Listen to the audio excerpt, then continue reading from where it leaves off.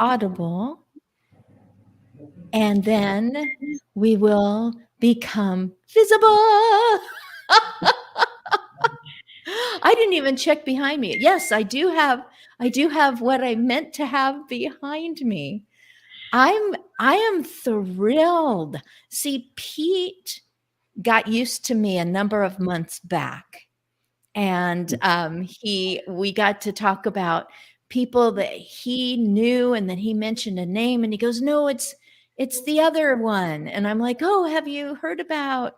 And we did it all live with one or two other friends, and then I said, "I'm doing this with Kate Pilkington," and he goes, "I have just become connected." And I'm like, Yes.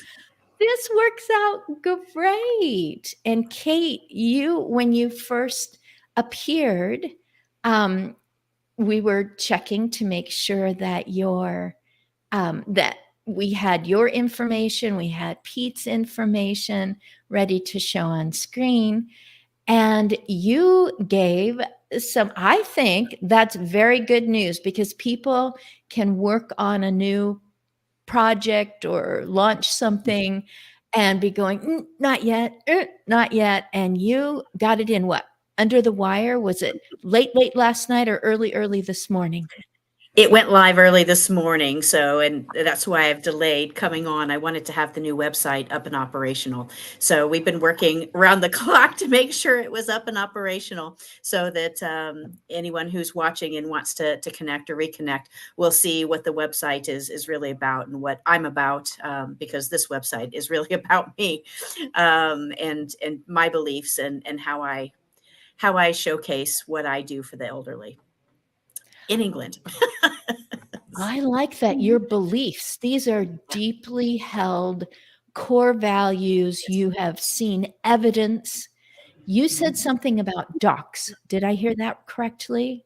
Yes, I have two certified assistance dogs that I utilize within my practice. So they yes, and I take them out with me if they wish, if our clients wish to see them. They you know eh, Loneliness in the elderly is such a big thing. And so one of my clients had just lost their pet after many years, and lost her husband, then lost her pet. I'm not sure which was more devastating to her, to be quite That can be honest, but true. absolutely. And so I asked her if she would like to see the dogs, and she was happy, and I was able to take both of them out, and she got to sit and pet them. And they're fantastic. They're great. They're great for seniors. They're actually certified to support those who have mental health issues, learning disabilities, autism, and I've taken them out to see those different types of clients as well.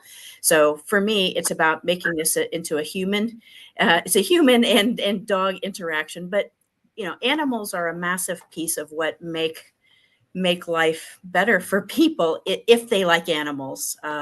So that's yeah, so that's what I do. Yeah, I definitely take the two dogs, and they are also quite prominent on the website as well, because they're important to me.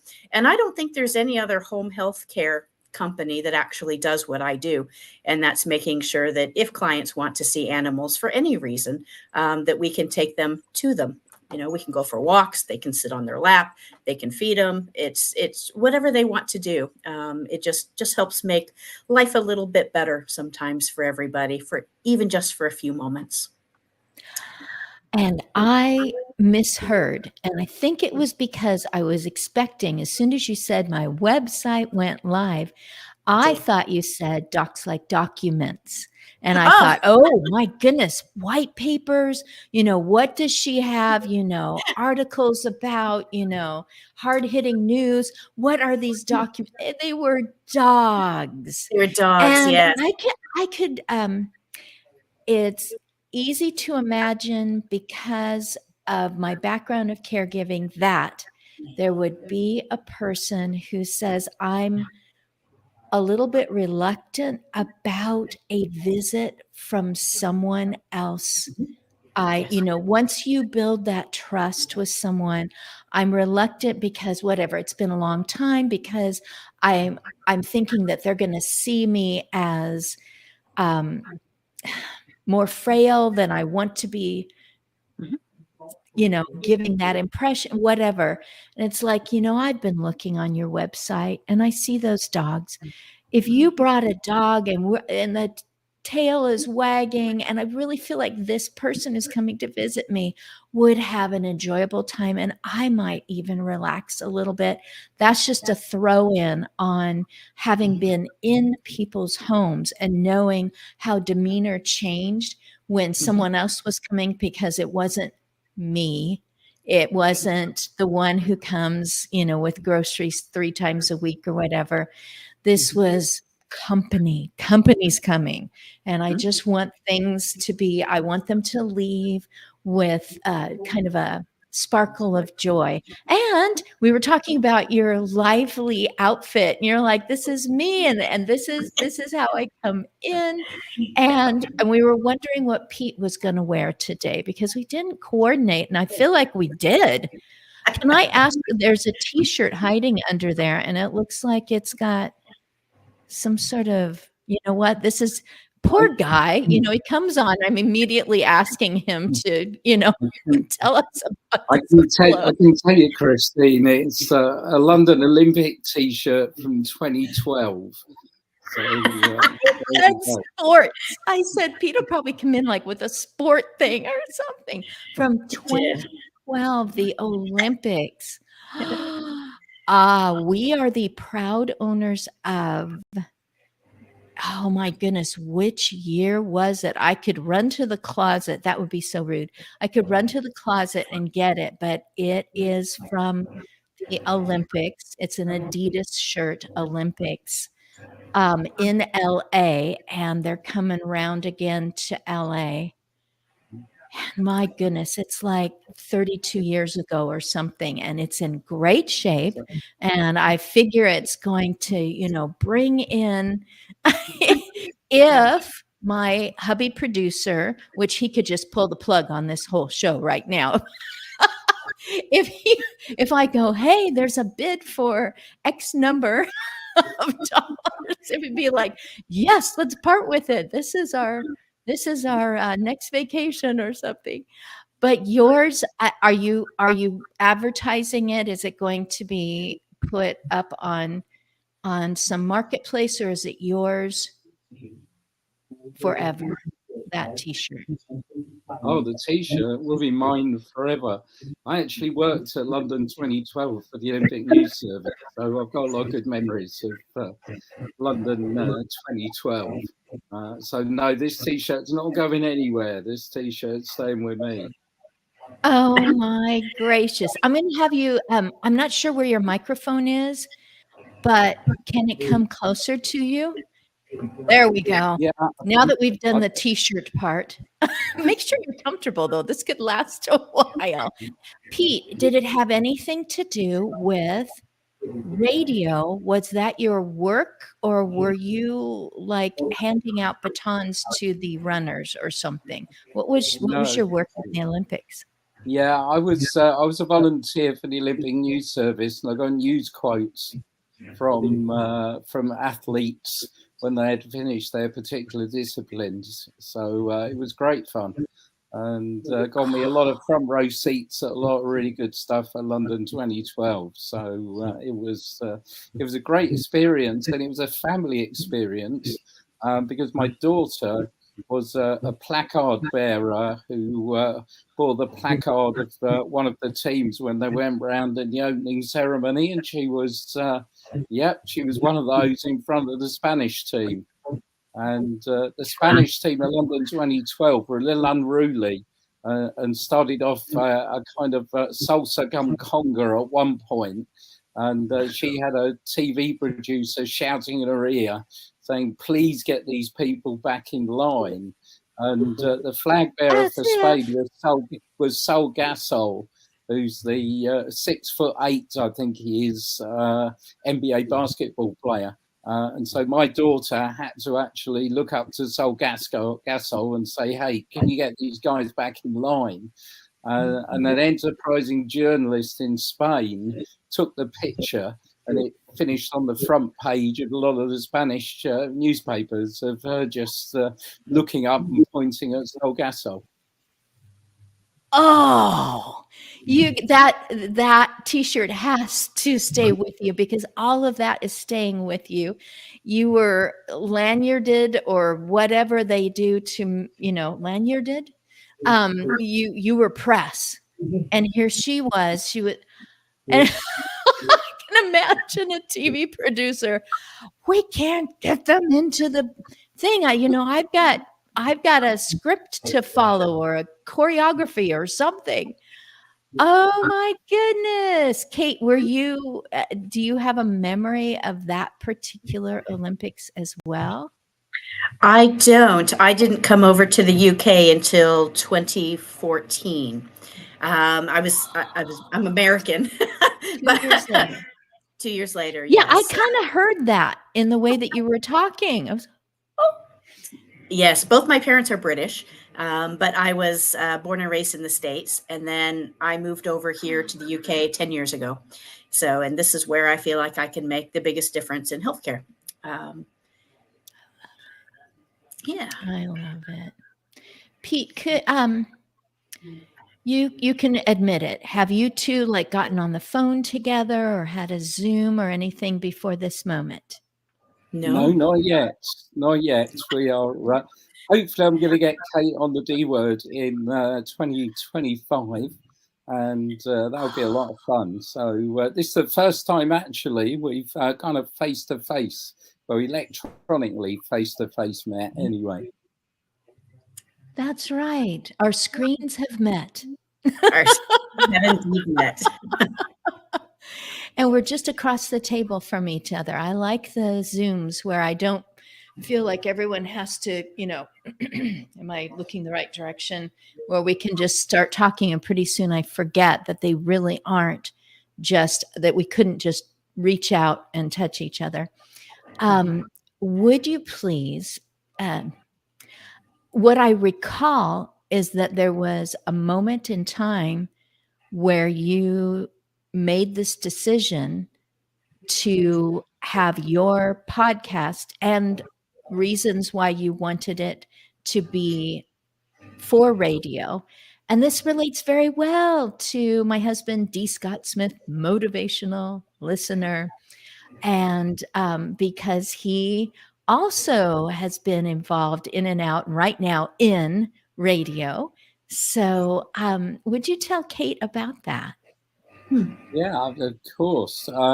My radio journey started in the early 1980s as a teenager, doing what we have in UK here, hospital radio, in a very large psychiatric hospital just north of London, and continued through sports radio mainly until I got a job with the Alzheimer's Society in 2016. I spent 2 years, 2 amazing years, working with people living with dementia in the community with the Alzheimer's Society, and then decided that I really wanted to put 2 of my loves together. One was I'd entered dementia world and wanted to stay there, and the other great love was radio.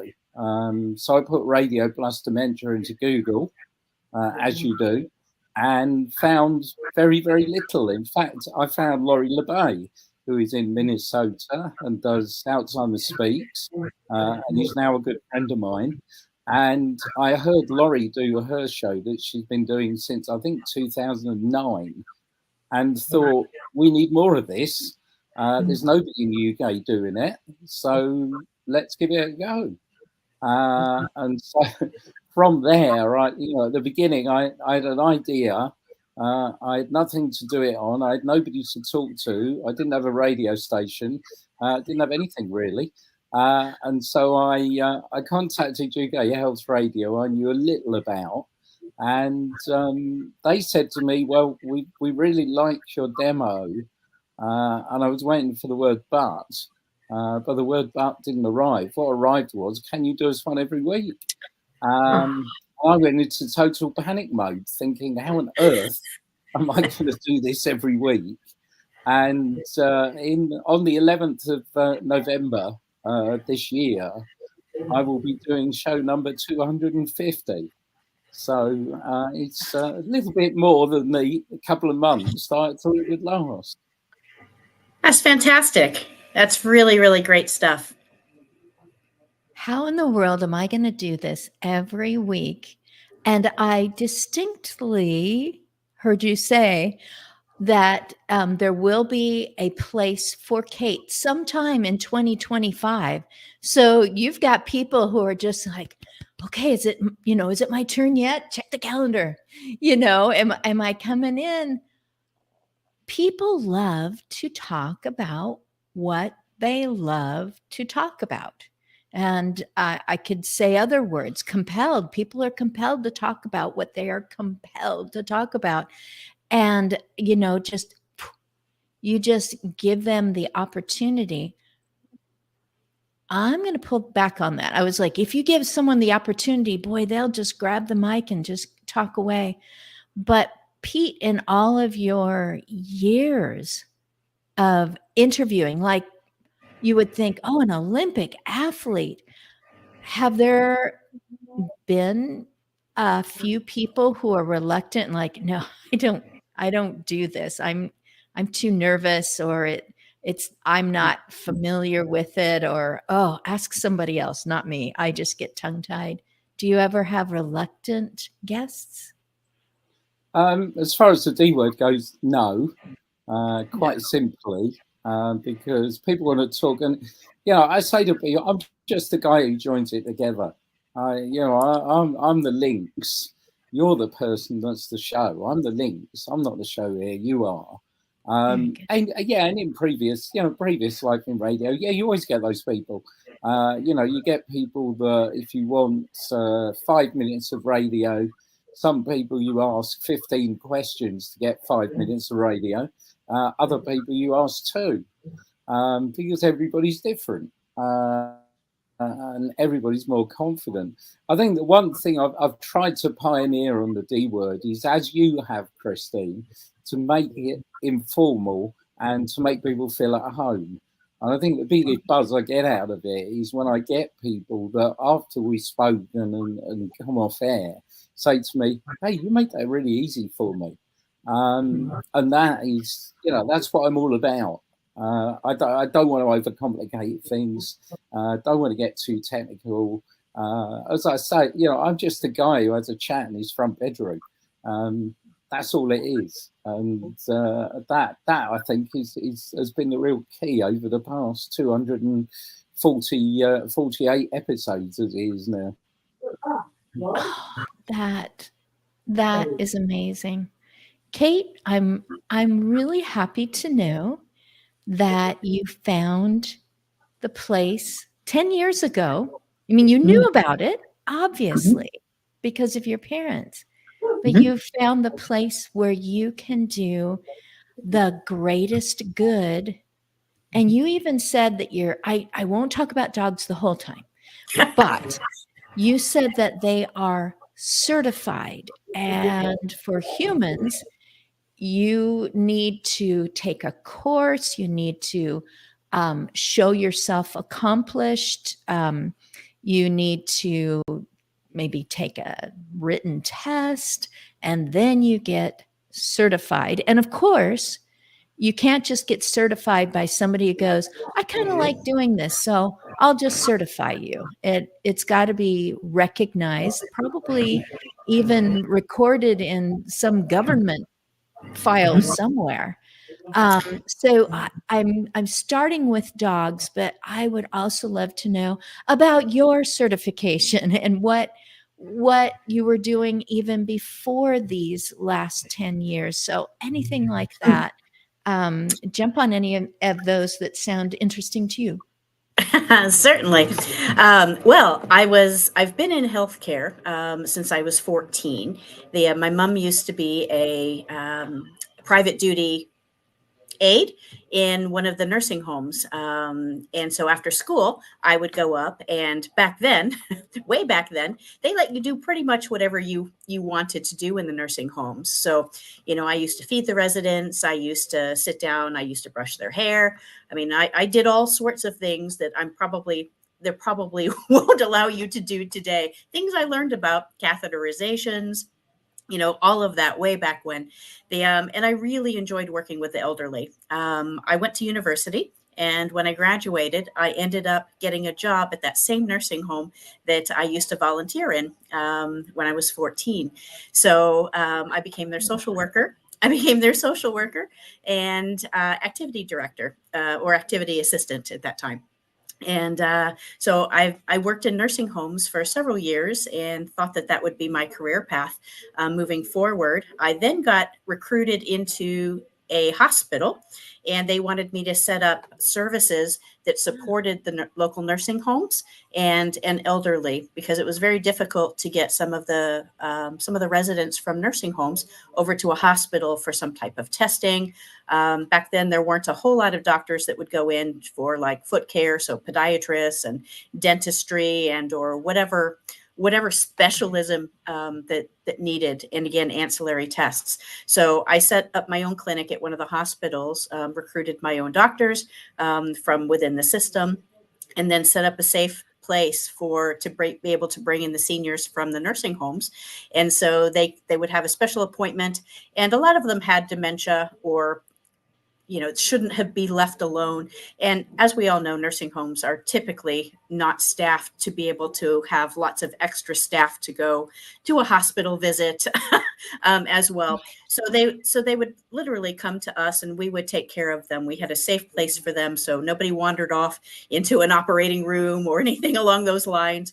We made sure that they were fed, watered, changed, whatever they needed to do, and just gave them a nice, pleasant, quiet place to be able to interact with some of our other staff that were there and we take them to whatever tests they needed to have done, see whatever doctor they needed to see, and then bring them back into our clinic area and make sure they got home safely again. So I worked some transportation out with our hospital, and they would go and pick up some of my residents. So that was a big challenge. So business development ended up being what I was really good at, and that was finding the niche services, the gaps in the market, if you will, that help support mostly seniors. Although I ended up working with adults that had learning disabilities.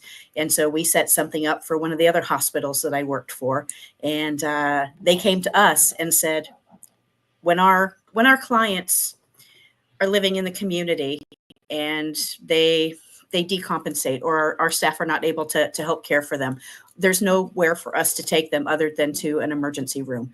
And if we take them to an emergency room, then they scream, they yell, they make noise, they distract everybody else, and it's not a good place for anybody to be, especially the client that's having a meltdown. So it's really important. So I worked with them, and we set up our first.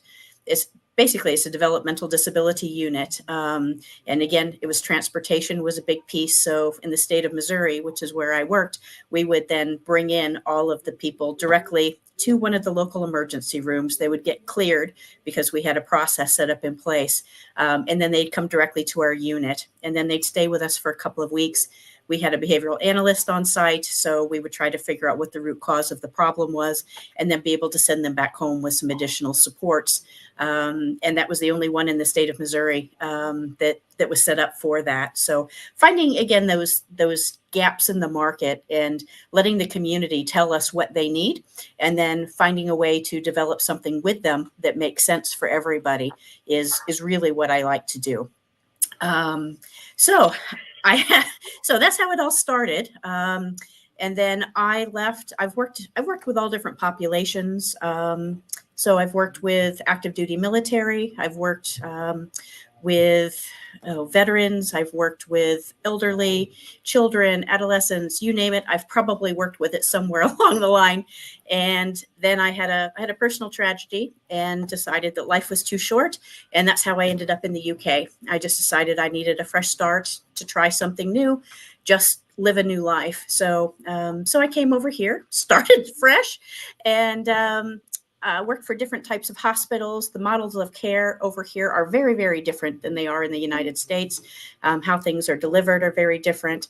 And yeah, so I worked for several different types of companies. I worked for primary care, so working in GP offices. And then I also worked with developmental disabilities. I've worked with mental health, and I finally have come back really to my roots. And so I decided I didn't like the way that some of the things were done in this country. And so I didn't like necessarily the way that some of the staff were treated in general. And then also not finding the models of care being particularly helpful or innovative over here. So I decided to do things the way I wanted them done, and I went and bought my own company.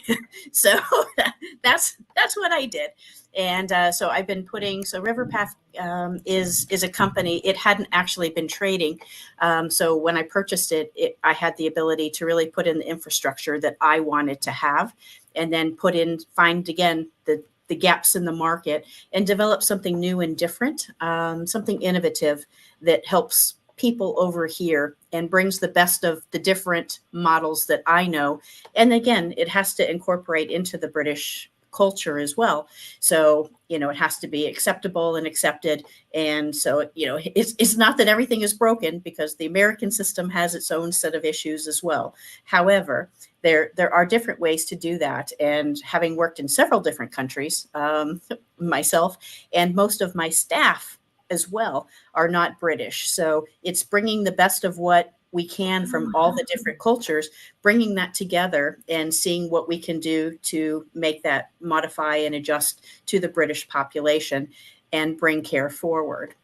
So that's what I've been doing for the last 6 to 8 months since I bought this company. Prior to that, I worked in a lot of different settings here in the UK, always in healthcare. And for me, this is where I have the ability to make the most difference, if you will, and help bring healthcare forward. So that's why I do what I do. I like what I do. And I get to use my social worker roots as well in order to connect the dots, if you will. It's about connecting resources, finding the right things for people, and then not being judgmental about it and allowing people to live life on their own terms. And that's what I like to do, because who am I to say what's best for somebody? They may not have the same values, they may not have the same upbringing that I had. And, my way may not necessarily be right, but I do know that working with the elderly, if someone were to tell me, no, I can't do something, I would be the worst patient ever. Yeah, I would not. Honestly, so it's about mitigating risk at the same time, trying to keep people safe, but allowing them to live life on their own terms and what's important to them. So, yeah. You've created a think tank. You've said it, share your idea. What's what have you seen that worked in a situation, and throw it out there. And because you're saying that there are people working with you right now who are from different health systems, governments, cultures. And it's like, what worked there? And then you consider where you are and how things are, and you consider the individual. Mm-hmm. And it's like, put it on the table, because if it doesn't apply to this situation, it could apply to something else I've been working on, or something that we're going to hit in the near future. So, no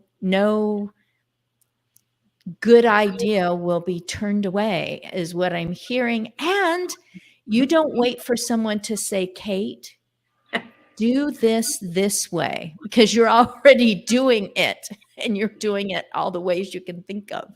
Oh my goodness. Absolutely. And culturally, for me, it's really important, because a lot of the carers that we have over here are not British. And so it's important that we integrate them into the British culture as well.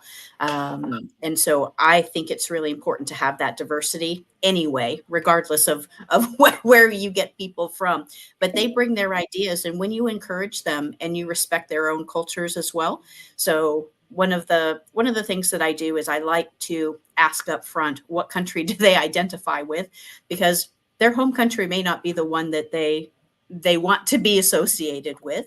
And so I allow them to bring their either culture or home country into light and tell me what their famous celebrations are, so that we can share that with everybody else within the organization. Because when you have a better understanding of other cultures and why they think the way that they do, then you can at least appreciate sometimes the way that they think. And it also allows people to feel very included within the organization, because we like to celebrate. I like good food. I'm not going to lie. So if I can get them and encourage them to, and give, we have a day that's important, maybe from Sri Lanka or I'm trying to think, Namibia. Then I allow them to tell me what's important to them. And then we can either do some type of celebration for everyone within the organization. And then they get to be the face of their country and or their culture and be able to share with everybody else. So those are really important things to me. Because that when you do that, then you cultivate great ideas from everybody else, and people feel like they can speak up and say, hey, I have an idea. Do you think this would work? And if our client likes it, then why not? So, it's always about the client, always about the person who is receiving the support, and how can we better support them and give them the dignity that they deserve, no matter their age, no matter their disability, or their lack of function, whatever it may be, the decline that they may have in their life. They're still human beings. And sometimes I think in care, we forget that we're dealing with human beings, and it becomes a tick box exercise for everybody. It's like, oh, have I done this for them? Have I done this for them? But we forget about the holistic approach, and that they're still a human being and what's important to that person. And that's what I want to get back to, is bringing back that human empathetic approach to care, because I think it's in a lot of regards, I think it's gone away. Not every company, not every person feels that way, but I think in a lot of cases, we've, safety and rules have overtaken, in hospitals, and then you forget they're just patients, they're just people, but they're important people to other people, and they stop becoming people. If that makes sense. They just become another number in a bed, another patient, another somebody who needs something, instead of, a mother, a sister, a loved one, a wife. It's thinking about people as human beings. Because I know your mother's making a big transition, isn't she, Christine? Of her own volition. It's amazing. Mm-hmm. Yes. And the excitement. I am happy that I get to be there for part of this time, because the excitement that I hear on the phone, well, I'm going to relate it to something that you just said. So imagine the son coming in and saying, hey, Dad, so did you watch your favorite Army film, or, one of your favorite black and white television days?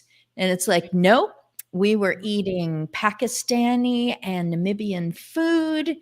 And someone came in and said, this is what we used to do. And so we watched some of their culture, and having the adult kid about my age going, oh, all I did was go to work today and make sure that I get to go to work tomorrow. What?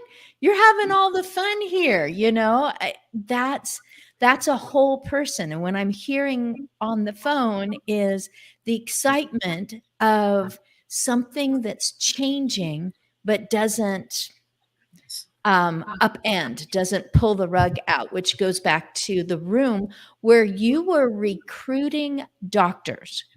That was quite a phrase, recruiting doctors. And Pete, I want to pull you in on this because you're used to asking questions or pulling out something that has been said.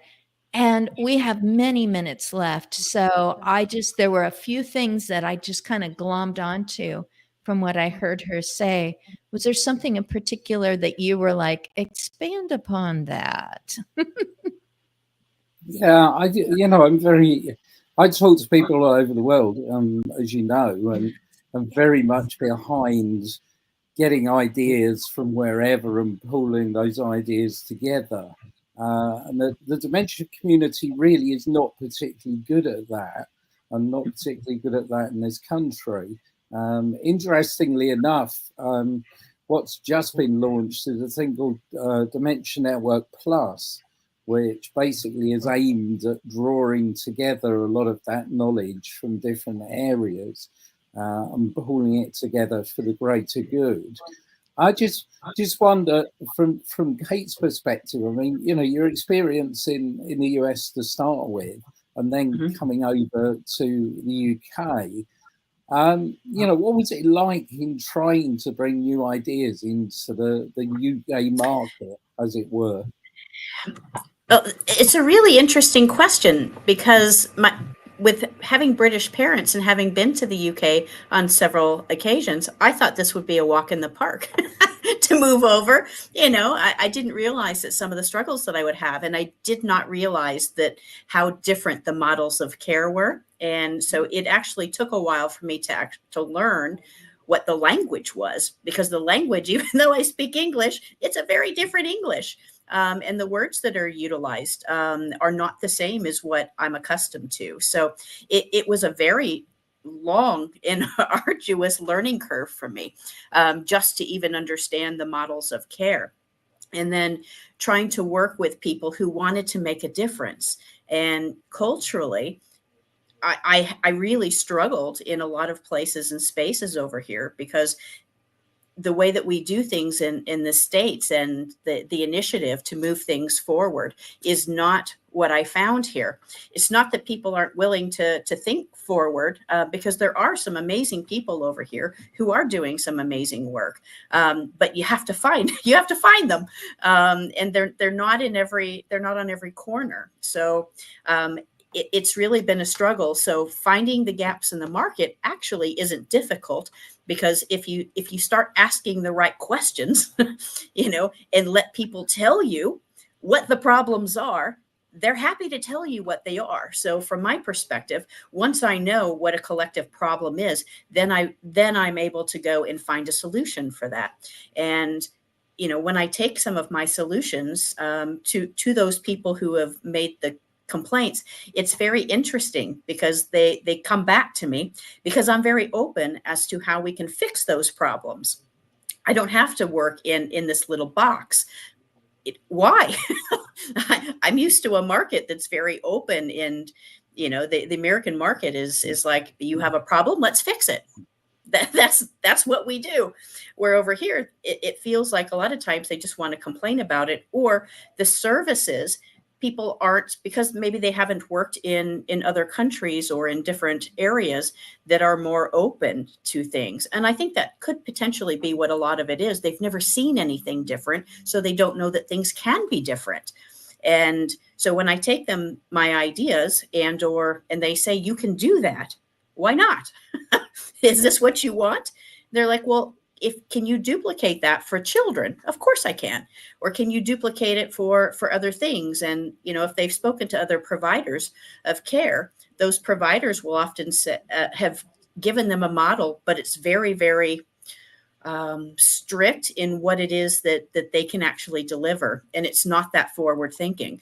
So if they say, if you can look at this model, now this is what we want. Can you help us? Of course I can. But it's interesting because a lot of times over here, the people who are making the decisions don't know what they want either. And they don't know that there can be a different model of care delivered. So I'm the one that has to take it to them and then reassure them that it's okay. If you want something different, tell me what you want, and we'll see if we can put it together. So that's been my experience over here. And once I've delivered some of those models of care, and they've gone down quite well. It's about being able to duplicate that across the country. And once somebody hears about it, then others start to call me, and that's how it works. So it's just finding the right people initially who understand what you're actually trying to accomplish, and removing the barriers. But people aren't used to having those barriers removed. Yeah, I think you're absolutely right in that, to my experience. I mean, the other thing you mentioned was, person-centered care, and involving the person that you're caring for in those Yes. care decisions. And that's another big one in the dementia community, because a lot of my friends who are living with dementia play a very active part in their own care, but also we see that a lot of people are not given that opportunity. And it brings to mind to me, on BBC Radio many years ago, there used to be a program which was called Does He Want Sugar? And the reason why it was called Does He Want Sugar was it was a disabled guy in a wheelchair. And every time they went out and someone said, would you like a cup of tea? They used to look at his wife and said, does he want sugar? Because they found it difficult to talk to someone in a wheelchair. And I don't know whether you find it, but I still feel there's a lot of that which is still in the whole of society.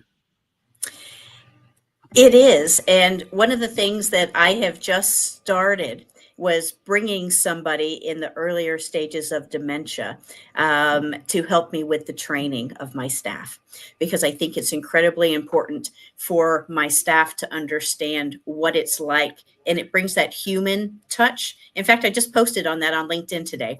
So if you have an opportunity, that's exactly what I've done. Is I've taken those that are living with dementia and understand what it's doing to them. They're still very articulate. And I think the feedback that I had was so incredibly interesting from my staff, because when we did a virtual call so that they could speak with him, and he became a real person. So he was so articulate in what he had to say. It was fantastic, because they weren't expecting somebody who could be articulate and tell you about their care, because they were expecting someone in the final stages, that they could be combative, and and anyone can be combative. I could be combative if you came at me the wrong way, or started asking somebody else about what I wanted.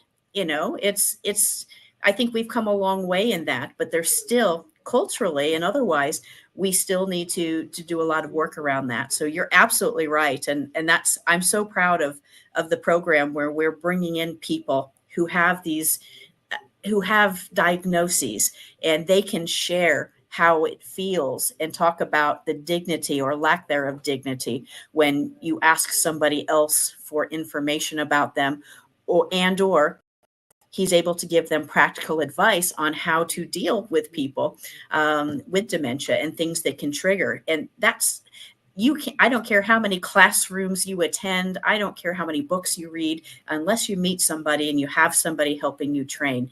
It just brings that human element back. And again, I'm very, very proud of that in what we're doing over here. And your point is very, very well taken. Wow. I do tend to chase down some of the, real human stories that'll pop up after I've watched something that I intended to watch. And one of them was young adults with, I'm just going to call it intense autism, that they can't snap it themselves. They can't make a pivot. And they did a very emotional job of showing a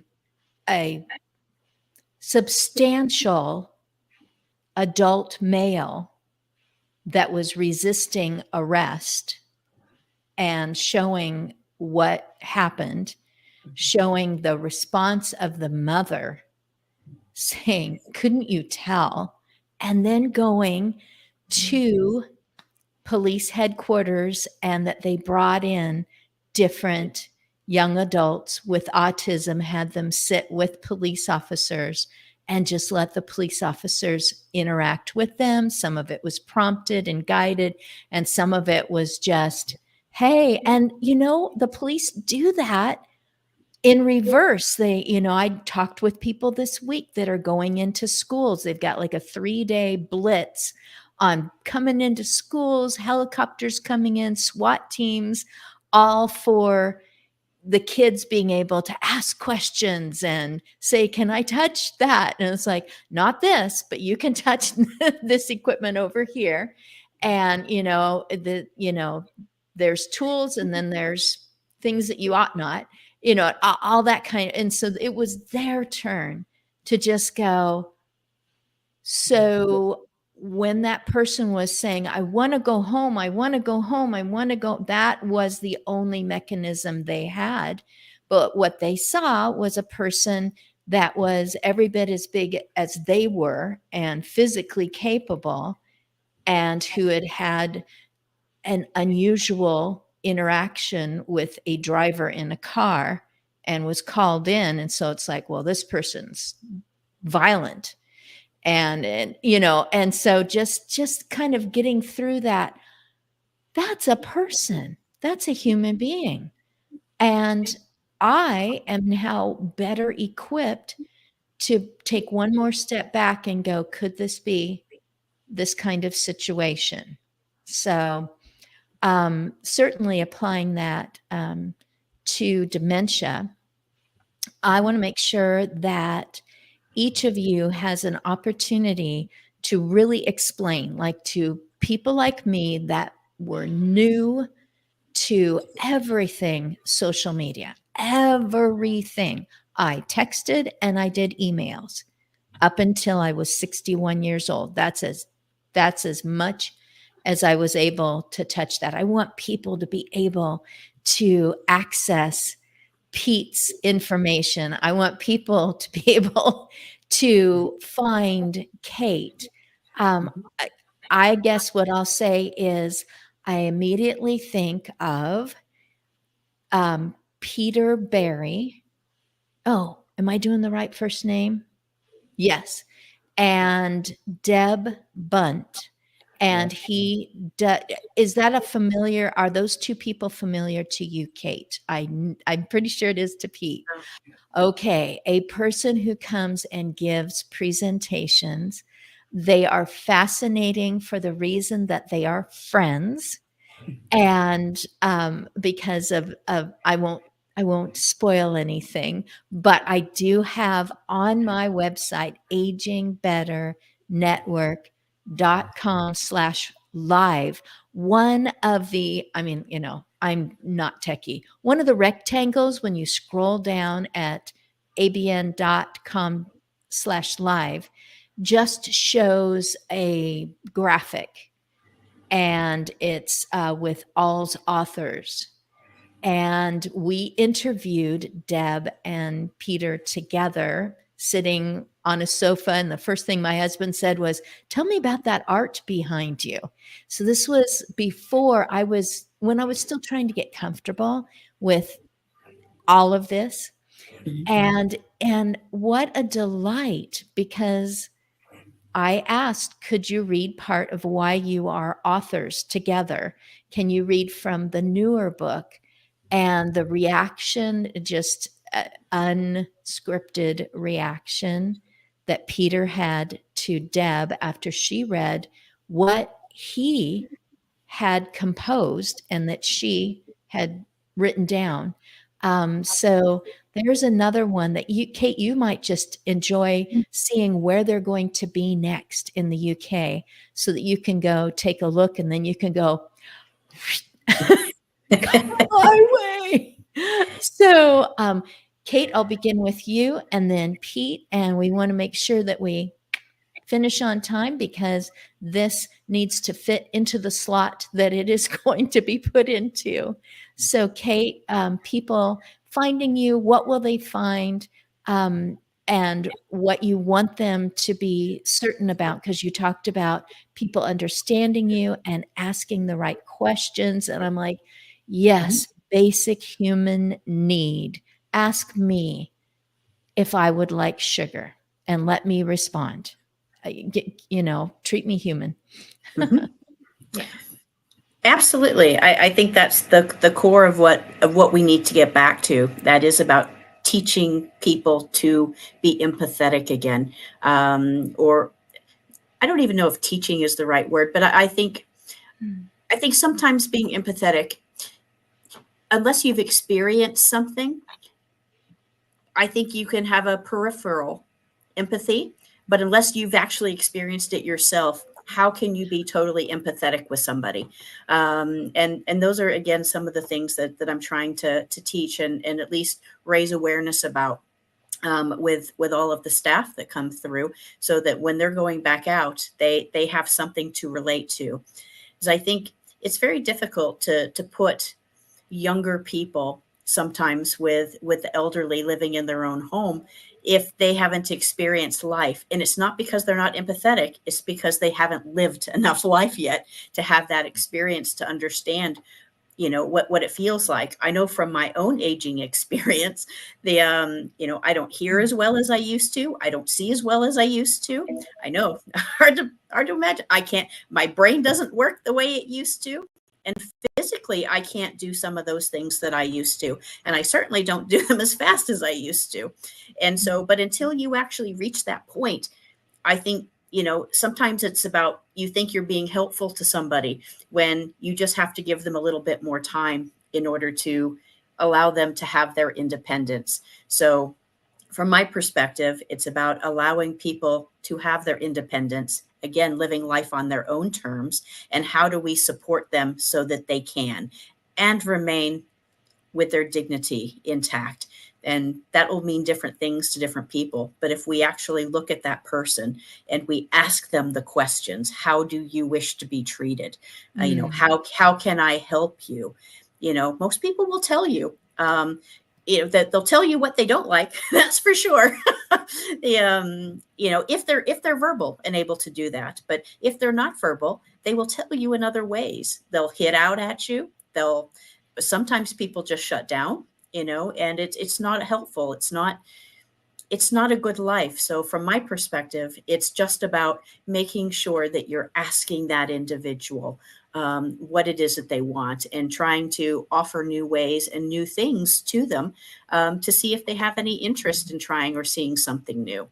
I have a client who, I know she's lonely, at a lot of different times. And I've tried to get her involved with other things. And there's been nothing, because I don't know that she had a lot of hobbies or anything to deal with to start with. So, she has no purpose in life again. And so it's about trying to find a purpose for her and allow her to have her dignity, allow her to have whatever she needs. And I'm just there to support with whatever she wants. But from my perspective, it's about bringing the empathy back, if you will, and at least raising the awareness with other people so that they ask the right questions and, again, speak to them directly. So that's person-centered care. It's not speaking to somebody else's partner. It's not speaking to their sister, their brother. And if they tell you that they don't have an opinion, they're lying to you. So it's about building that relationship with somebody until they're comfortable, and always asking. I never provide care for somebody without asking, are you happy if I do this for you? Or would you like me to do this? Or, it doesn't matter if I've done it 100 times. They may have changed their mind that day. So it's allowing them to have their independence. So that's what I think people need to know. I want to understand, and I need your help. And it's like, oh, you just put my hands on the steering wheel.